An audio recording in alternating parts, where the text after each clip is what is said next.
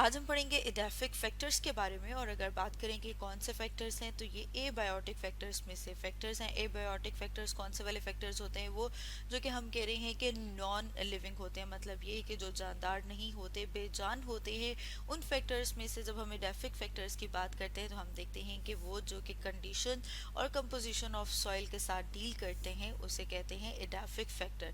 जैसे कि यहाँ पर हम डायग्राम में देख रहे हैं, सॉइल दिखाई हुई है। तो जब हम सॉइल के देखेंगे फर्दर इसके अंदर के कौन कौन से कंपोनेंट्स हैं, फर्दर इसकी कंडीशन को देखेंगे, तो इस तरह के जो फैक्टर्स हैं उन्हें हम स्टडी करते हैं एडेफिक फैक्टर्स में।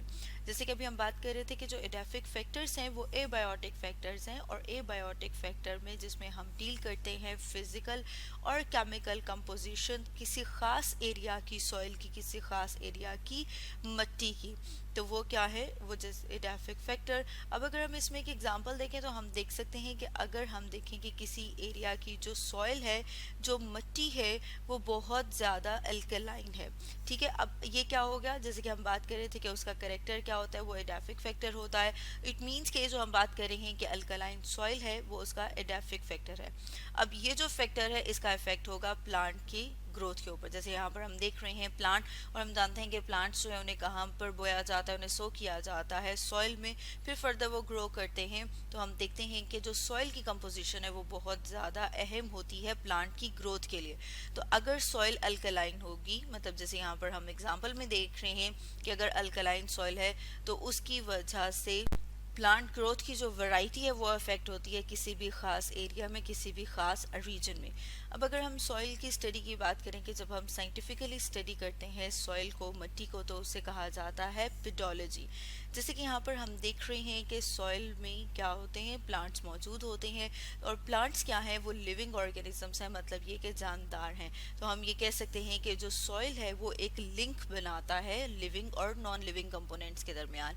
और किसके? Terrestrial ecosystem. टेरेस्ट्रियल इकोसिस्टम जो कि हम कहते हैं कि लैंड इकोसिस्टम है, उसमें हम देखते हैं कि जो जानदार और बेजान चीज़ों के दरमियान एक लिंक बना रहे हैं वो क्या है, वो है सॉइल। इसके अलावा हम देखते हैं कि सॉइल जो है वो लेयर है जो कहाँ पर प्रेजेंट है, जो हमारे अर्थ क्रस्ट के ऊपर प्रेजेंट है, जो रॉक्स के ऊपर प्रेजेंट है।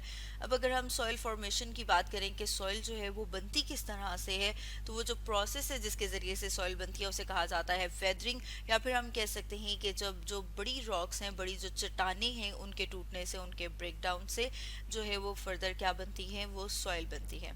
अब हम देखते हैं कि जब वेदरिंग होगी या जब ब्रेक डाउन होता है, मतलब ये कि जो बड़ी रॉक्स हैं जब उन टूटती हैं तो वो क्या होता है, वो टूटती हैं छोटे छोटे फाइन पार्टिकल्स में। इसके अलावा जो डिकम्पोजिशन है उसका बहुत अहम रोल है, हम कह सकते हैं उसका एक बहुत अहम किरदार है सॉइल फॉर्मेशन में।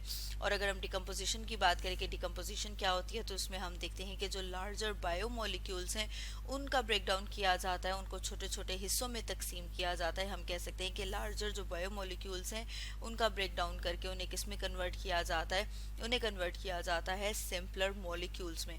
और ये जो सॉइल डेवलपमेंट का प्रोसेस है इसे क्या कहा जाएगा, इसे कहा जाएगा पीडोजेनेसिस। अब अगर हम इसको फर्दर और स्टेप बाय स्टेप देखें तो जैसे कि यहाँ पर हम डायग्राम में देख रहे हैं कि एक रॉक में सबसे पहले क्या आते हैं, फ्रैक्चर्स आते हैं। फ्रैक्चर्स आने के बाद फर्दर हम देखते हैं जो फ्रैक्चर्स जो है डीप चले जाएंगे, गहरे हो जाएंगे, तो फिर फर्दर वहाँ से जो रॉक की, ये चट्टान की हम देख रहे हैं साइडें, वो भुरना शुरू हो जाएंगी, उनका ब्रेक डाउन होना स्टार्ट हो जाएगा। और इसी तरह से हम देखते हैं कि जब उनका ब्रेक डाउन होगा, साथ में हम देख रहे हैं कि डिकम्पोजिशन होती है जिसमें लार्जर बायोमोलिक्यूल्स जो हैं वो कन्वर्ट होते हैं सिंपलर स्मॉलर मॉलिक्यूल्स में।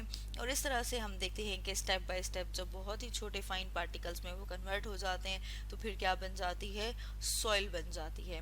और इस प्रोसेस को क्या कहा जाता है, इसमें हम देख रहे हैं जिसमें या तो हम कह रहे हैं कि ब्रेक डाउन होता है बिगर रॉक्स का, और इसके अलावा और बहुत सारे स्टेप्स इन्वॉल्व होते हैं। और सॉइल फॉर्मेशन को क्या कहेंगे कि वो किस तरह से होती है, वेदरिंग के जरिए से। तो स्टूडेंट्स, आज हमने डिस्कस किया एडेफिक फैक्टर्स के बारे में।